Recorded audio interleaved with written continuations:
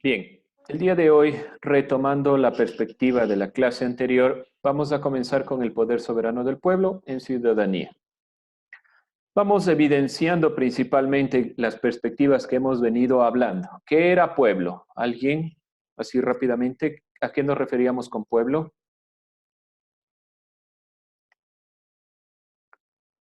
Un conjunto de personas de una misma entidad. Ya con una misma identidad, sí, con una misma visión. Ese pueblo ejerce su soberanía cuando elige a sus gobernantes, cuando exige sus derechos. Y hablamos que la soberanía suprema del pueblo de un país o una nación es cuando radica en ese elegir al pueblo, en ese elegir del pueblo, perdón, hacia elegir a sus gobernantes. Hablamos principalmente que la soberanía es la autoridad de un país. Sus propios destinos están identificados cuando elegimos a nuestros gobernantes. Vimos rápidamente estas perspectivas consideradas desde la Asamblea Nacional, desde diferentes puntos de vista, tomando en cuenta que el poder soberano del cual proceden las leyes está conformada por sus representantes. No olvidar que los representantes principales de nuestra nación son o están encaminados dentro de los tres poderes del Estado. En el Ecuador principalmente son 5 poderes, pero hablamos que el poder soberano se manifiesta directamente en las leyes cuando hablamos de la Asamblea Nacional. La Asamblea Nacional está a cargo de aprobar o declinar leyes. Y nosotros elegimos a esas personas que están a cargo por medio del voto. El voto es fundamental para ejercer el poder soberano, no olvidarse de esa perspectiva, reconstruyendo las percepciones y concepciones anteriormente enunciadas. No olvidar tampoco que los representantes del pueblo tienen la enorme responsabilidad de concretar en la Constitución un modelo de Estado. Y hablamos también de las asambleas nacionales y las asambleas constituyentes. La asamblea constituyente está a cargo directamente de generar una nueva constitución. Y esa responsabilidad está a cargo de los representantes, de estos representantes elegidos por voto popular. El pueblo ejerce el poder, entonces, cuando vota, cuando elige a sus representantes, ¿y cuándo más podríamos decir que el pueblo ejerce el poder soberano? ¿O cómo más podríamos decir que se puede ejercer ese poder soberano? ¿A alguien se le ocurre cómo más podemos Cuando se decir? participa en las consultas populares. Ya las consultas populares, también el gobierno tiene un aparato que permite guiar al pueblo para que pueda opinar. Estas consultas, en el sentido de consultas populares, pero también hay consultas cuando hablamos de nuestros barrios, nuestras secciones, nuestras regiones. No se olviden también que por medio de lo que es no directamente lo que ha sucedido en el país, pero lo que debería suceder y que está consagrado en la Constitución cuando nos referimos a la lucha social en el sentido de ejercer nuestro derecho por medio de salir a las calles, protestar. La protesta es un fundamento principal que está consagrado en la Constitución del Ecuador. ¿Qué no se puede hacer? No se puede ejercer esta perspectiva de forma violenta. La protesta social es una protesta de sentido pacífica, de sentido de hacernos escuchar. Es otra forma por la cual el pueblo ejerce su soberanía. No olvidar estos puntos que hemos venido manifestando, principalmente porque vamos a hablar de dos constituciones esenciales. La constitución, la primera constitución de la República del Ecuador de 1830 y la constitución de 1861. Vamos a ver cómo se han ido priorizando derechos dependiendo de las constituciones. Vamos leyendo rápidamente. Antonio. Ya. Constitución de 1830. El Estado ecuatoriano nació como un proyecto de los criollos.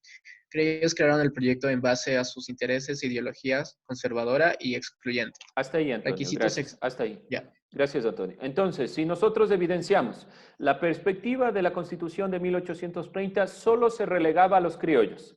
Si recurrimos a lo que estuvimos revisando en historia, después de la perspectiva de la caída de la colonia y la implementación de la república, no se cambió mucho la perspectiva. De ahí la visión de los indígenas en la lucha social. No se olviden, ¿qué indígena vimos del Ecuador principalmente de estas épocas? ¿Nombre? Fernando de Aquilema. Ya, Fernando de Aquilema. Entonces, si nosotros evidenciamos por qué Fernando de Aquilema entonces lucha, porque la constitución del Ecuador, la conformación del Ecuador es solo a partir de los criollos. ¿Alguien que defina criollos? Son los hijos de los españoles y mestizos, nacidos aquí. Ya, principalmente son los hijos de los españoles nacidos en América. A ellos llamamos criollos. Mestizos son aquellos que tienen descendencia de europeos, pero con mezcla indígena. No olvidar eso porque los criollos son lo mismo que los españoles, pero ellos nacieron en América. Esas consideraciones nos dan la pauta de comprender que la primera constitución estaba relegada solo a un grupo social. Este grupo social tenía ciertas características. La primera, ser criollos, es decir, ser españoles nacidos en América, lo que va a priorizar necesariamente solo su punto de vista. De ahí el levantamiento de Fernando de Aquilema. Primero por esta consideración de que el derecho era solo para aquellos que tenían una cierta categoría. En este caso, ser criollos. Otra consideración, alguien que lea lo que se encuentra aquí. Vamos leyendo Orozco rápidamente. Requisitos exigidos para ser ciudadanos: ser hombre mayor 21 años, no estar casado, poseer una propiedad con valor de 300 pesos, ejercer su profesión o industria útil sin sujeción. Sin sujeción a otro. Ya, entonces, como podemos evidenciar aquí, hay un punto fundamental, no olvidarse esto. Para poder ser ciudadano, se tenía que tener una cantidad de dinero, lo que significa que ¿quiénes van a acceder? Principalmente los criollos, porque ellos generaron las propuestas de independencia. Ellos tenían acceso a dinero gracias a las haciendas. Segundo, mestizos que tenían acceso a dinero. ¿Quiénes estaban relegados principalmente de ser ciudadanos? Las mujeres, los mestizos pobres y los indígenas, los afrodescendientes. Esta constitución es muy segregativa, donde simplemente se priorizó derechos basados en los derechos principales de ciertos grupos sociales y ciertas necesidades particulares. Si nosotros revisamos algo también de la historia y vemos principalmente el levantamiento indígena del siglo XVIII, las perspectivas que dieron origen para que en el siglo XIX se den las revoluciones y las independencias en nuestros países, sin olvidar el grito de independencia en el Ecuador, sin olvidar la batalla de Pichincha, es decir, 1809, 1822, principalmente hay que tomar en cuenta que quienes participaron en esas revueltas fueron indígenas, sino que quienes eran los cabecillas de las revoluciones, criollos y mestizos. Por lo tanto, la desigualdad no se rompió a pesar de que hubo una constitución. Esta constitución simplemente ejerció un poder de la misma forma que se tenía en la colonia, tratando de cambiar algunas consideraciones. Vamos con las funciones del Estado en la Constitución de 1830. Vamos leyendo rápidamente. Matailo.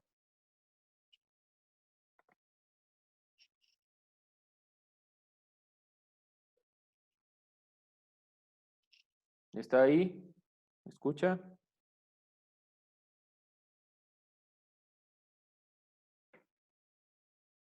¿No? ¿Alguien más? Lea rápidamente.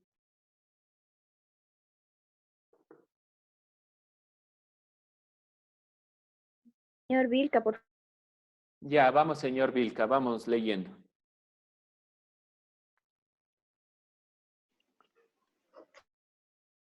Yo leo, licenciado. Ya, démosle el paso al compañero Vilca. Vamos, compañero. Yo leo, licenciado, o no. Ya, después me ayuda Ya, Gabriel. Vamos, Vilca, leamos lo que dice la función ejecutiva. Gabriel. Ya.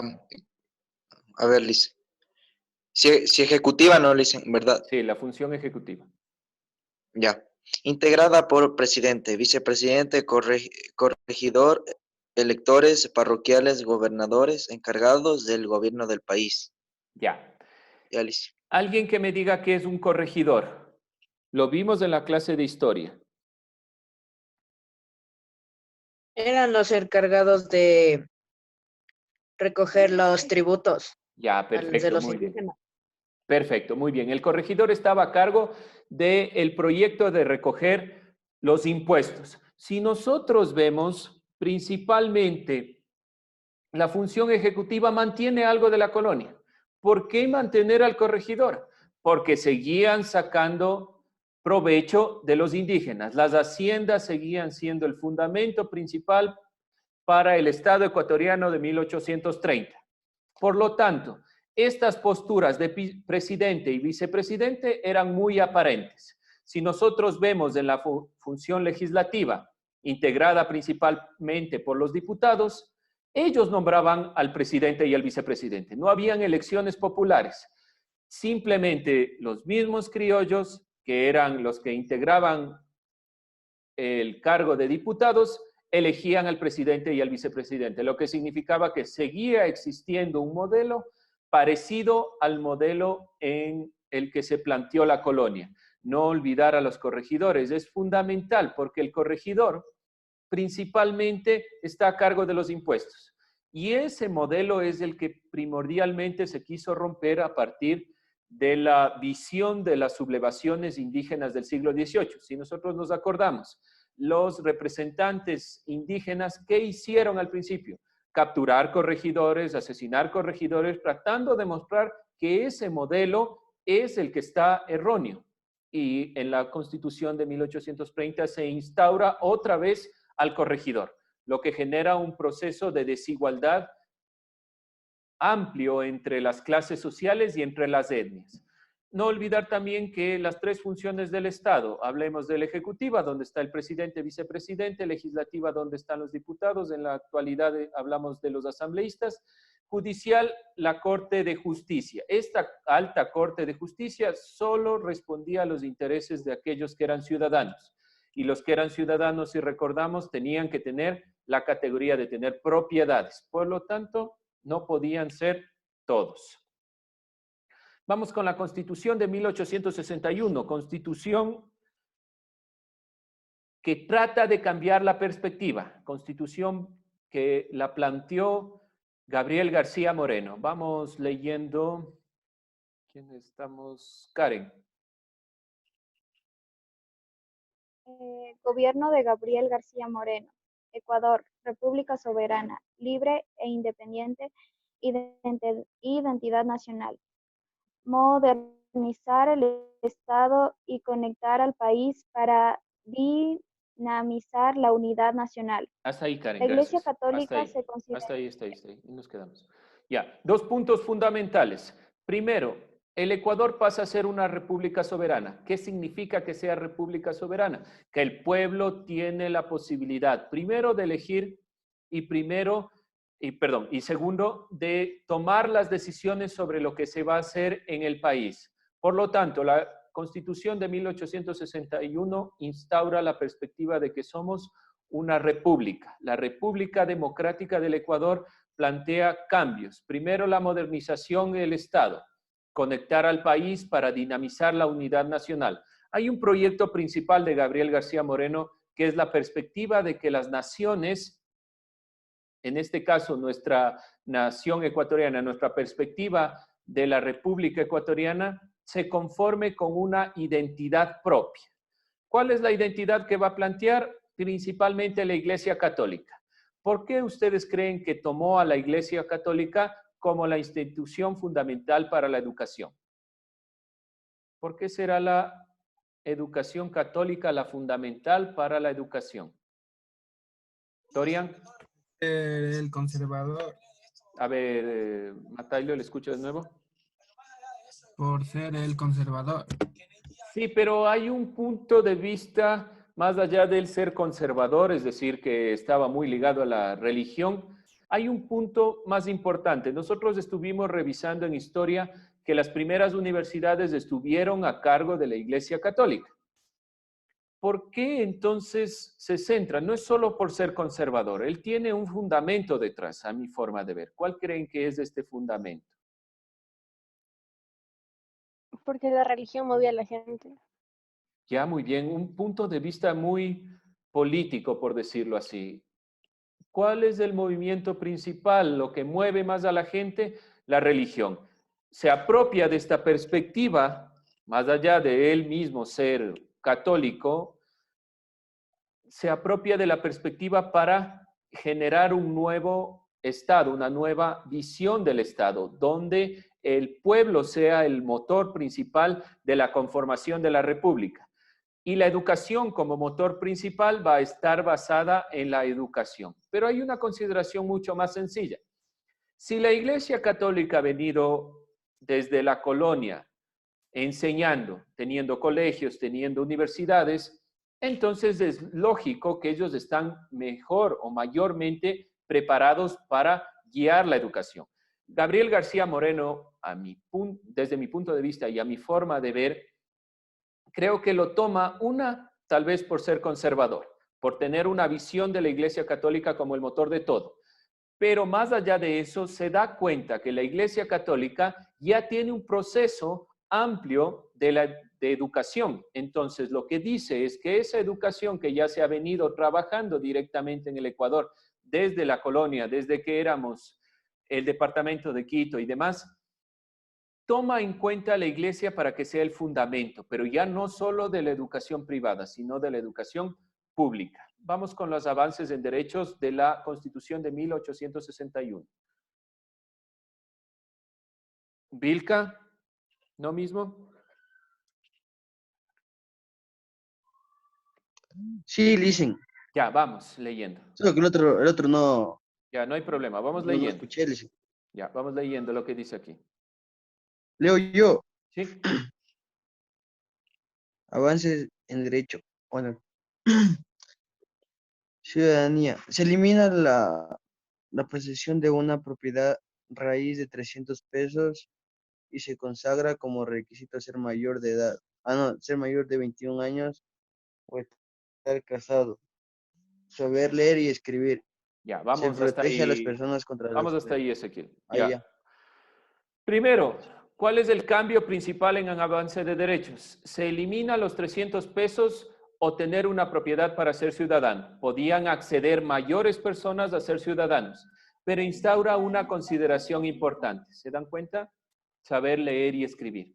¿Por qué razón creen que instaura la perspectiva de saber leer y escribir Gabriel García Moreno?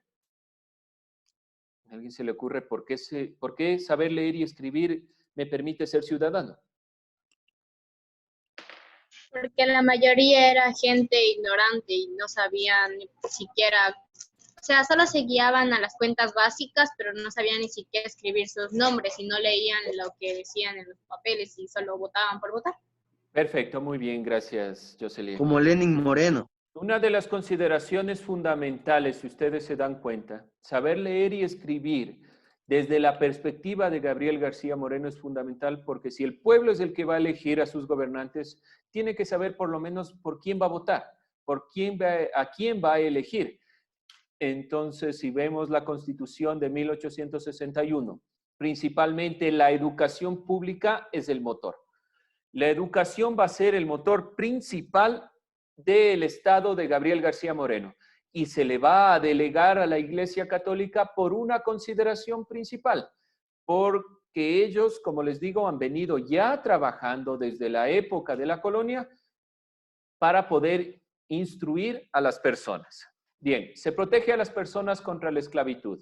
Eso es fundamental porque ya no hay esa consideración previa de la primera constitución donde seguían los indígenas siendo esclavizados de una u otra forma.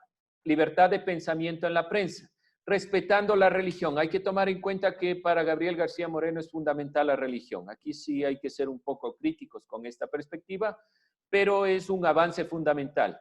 Y la abolición de la pena de muerte.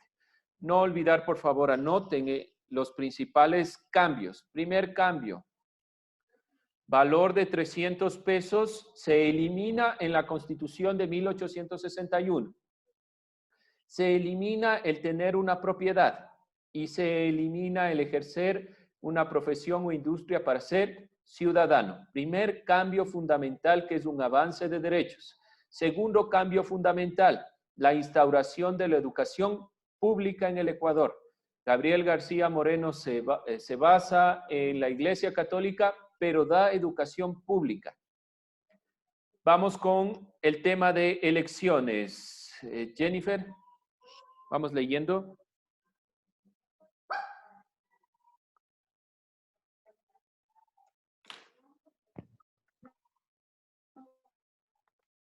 ¿Me escucho? La democracia se fortalece como mecanismo de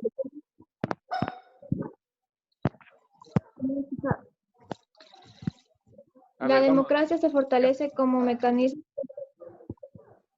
Ya, vamos, sí, hasta ahí. Vamos con la democracia se fortalece como mecanismo de elección. ¿Qué significa? Principalmente que las elecciones van a ser el motor para elegir a los gobernantes. Otro cambio fundamental. ¿Quiénes elegían aquí a los gobernantes? Principalmente los diputados. Ya no van a ser los diputados como en 1830 los que elijan a sus gobernantes, sino va a ser el pueblo. Obviamente que hay una restricción algo paradójica, que es el sentido de que solo van a votar los ciudadanos y los ciudadanos estaban sesgados dependiendo de que si sabían leer y escribir. ¿Qué quiere decir? Que esta Constitución, a pesar de que tiene avances en derechos, sí tiene una cierta relación de que no todos van a poder acceder. También hay que tomar en cuenta este punto de vista. Para ser electo como autoridad se debía gozar de una renta de 500 pesos anuales. ¿Qué significa? Que también no todos pueden ser elegidos. Pueden elegir desde esta Constitución, pero no todos van a poder ser elegidos, lo que también imposibilita la idea y la visión de que el pueblo pueda tener voz en cierto sentido, ¿sí? No olvidarse de ese punto. Y no olvidar que siguen siendo 3 poderes en el Estado, el Ejecutivo, el Legislativo y el Judicial, con unas funciones más amplias ya elegidas por el pueblo, y que la religión católica se declaró como oficial y se obliga al Estado a protegerla. Este es un punto de vista que puede ser criticable. ¿Era importante la religión católica para la educación? Sí, pero necesariamente el Estado debía defender a la religión católica. Ahí hay un poco de intereses particulares de Gabriel García Moreno. Es algo que se cambió principalmente desde las perspectivas de la última Constitución y la educación laica de Eloy Alfaro. Entonces hay que tomar en cuenta que los avances de la Constitución de 1861 sí cambian la primera Constitución, pero hay que ser críticos con ciertas posturas que también dieron prioridad a ciertos grupos, a los grupos que pensaban dentro de la visión de la Iglesia Católica. Los que tenían perspectivas diferentes no siempre podían opinar, y Gabriel García Moreno era muy cerrado en la consideración de que la Iglesia Católica era el fundamento de la República. No olvidar esos puntos principales de lo que hemos venido enunciando. Por favor, anoten estas funciones del Estado. ¿Por qué razón? Porque a partir de la Constitución de 2008, el Estado tiene 5 funciones, ya no 3. ¿Alguien que me diga rápidamente cuáles son? Bisuete, ¿cuáles son las funciones actuales del Estado?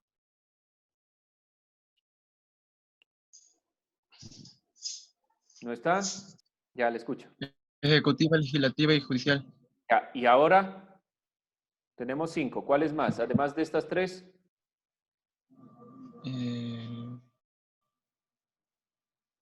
Económica. No. ¿Alguien le ayuda? Electoral y Electoral y de control social. De transparencia y control social. Muy bien. No olvidarse de esto. ¿Por qué razón? Porque el Ejecutivo es el presidente. Ejecuta todas las... Y mira y observa y guía al Estado. Ahora, el Legislativo es el que está a cargo de aprobar las leyes. El Judicial es el que lleva la justicia por medio de su Corte Nacional. ¿Cuál es la función principal de control social? ¿Qué función tiene el poder de control social, de transparencia y control social?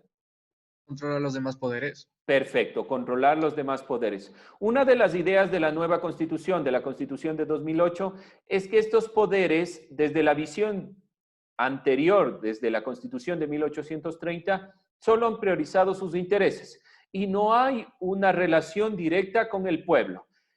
El poder de participación ciudadana y control social intenta desligar las perspectivas netamente políticas para integrar personas que estén ligadas a otros ámbitos. Si nosotros revisamos el poder de control social, las personas que están ahí son catedráticos, son personas que están fuera de la vida política para poder controlar a los demás poderes. Y el poder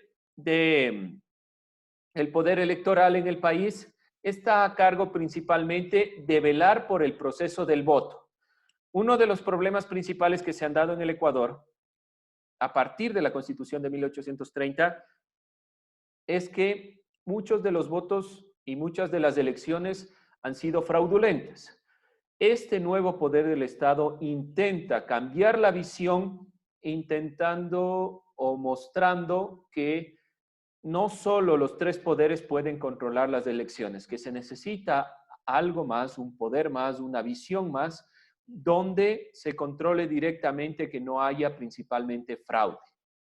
Más allá de que en la teoría y la práctica se cumplan o no, la perspectiva es correcta, porque mientras más se divida las funciones del Estado y el poder del Estado en más manos, es posible tener un mayor control.